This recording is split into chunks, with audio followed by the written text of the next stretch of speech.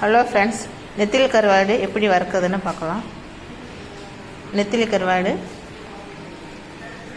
சோம்பு, பூண்டு, வெங்காயம், தக்காளி.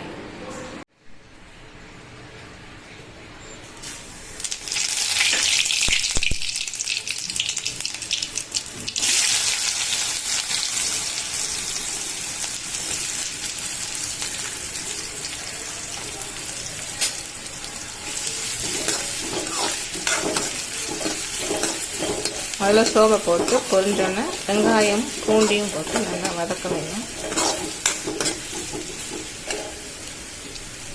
வதக்கிட்டு தக்காளியை போட்டு நல்லா வதக்கணும்.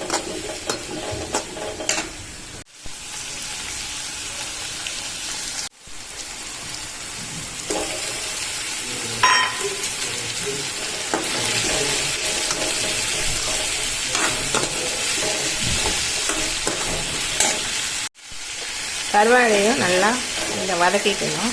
கொஞ்சம் பச்சை வாடை போகிற அளவுக்கு கொஞ்சம் வதக்கிட்டு அப்புறம் மிளகாத்தூள் போடணும்.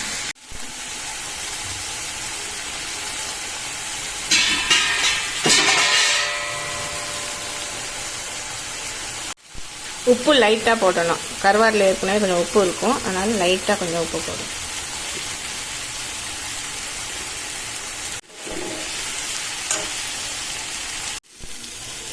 எங்களும் இன்றைக்கி வெங்காய சாம்பார், அதுக்கு இந்த நெத்திலி கருவாடு சைடிஷ். வேகும் போது செம வாசனையாக இருக்குது.